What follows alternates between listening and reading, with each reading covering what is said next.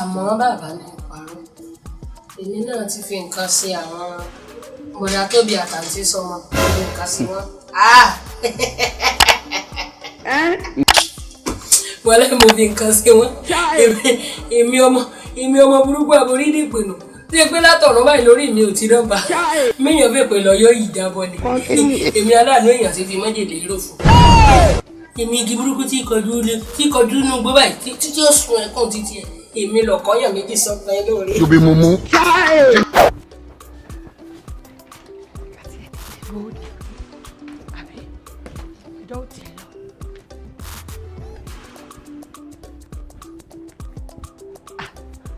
Bọ̀dá Tóbi, good morning. Kò ń ṣe good morning. Good morning ni. Kúlù. Ìdè smoke igbo. Gúlù. Ẹ wo, àti gúlù àti kúlù, èmi ò mọ̀ yún. Ṣé ò sí ọmọ pẹ́yìn díẹ̀ lónìí? We got late tí mo ṣe ń kánjú lọ. Àmọ́ Bọ̀dá Tóbi, mọ̀mọ́ fẹ́ rí yín fọ́rọ̀ pàtàkì kan. Not this man. Mo ti pẹ́ kan tí n bá dé àmọ́ bá sọ. Àdúrà mọ kọ́rọ̀ bẹ́ẹ̀ ṣe ọ̀dà kò sí nǹkan kan. Toby, I thought you said you're late for work.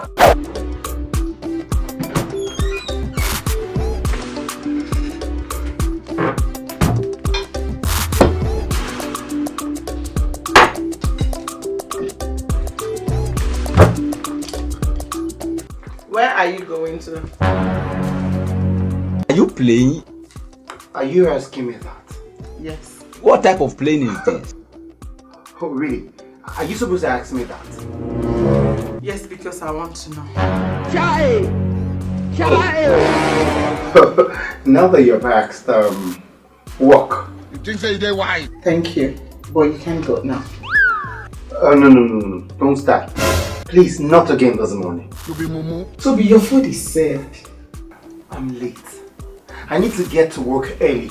I have a lot on the table. I told you. So please, let me go. Toby, don't beg me. I cannot afford to waste any grain of this food. Do you understand?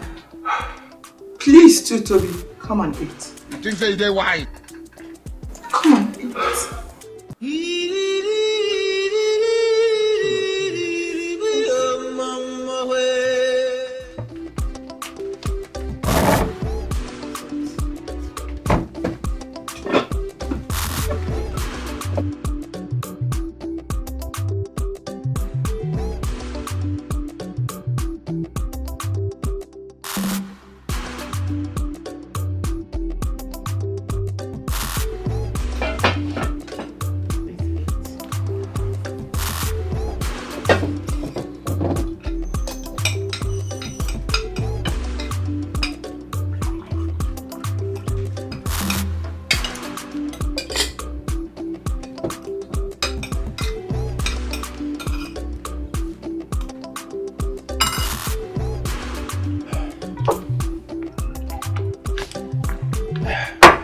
The food tastes real good as always.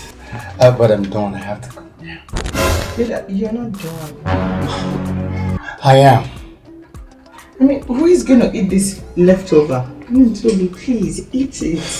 Okay.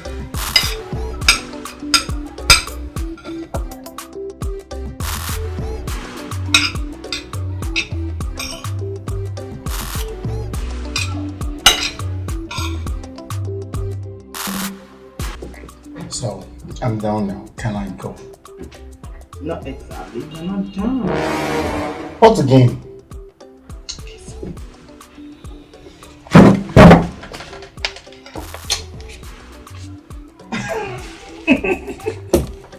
Jump out of the house as if you're going to fight in the office. You dey use your function to play. And you're here discussing what I do not know. Oh, Fatima. Somebody, Mama Rio. Sorry for yourself. You better be careful. What? Shameless idiot.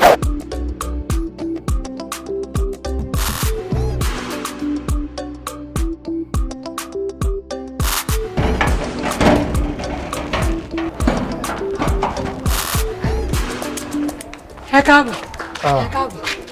Ṣé ìbínú pé òun jí ẹ wọlé? èmi mọ̀ fẹ́ ṣe owó ọjà kan mọ̀ ni. Oh, really? Ni mo bá tọ àwọn olówó comprehensive. It is a pity for you.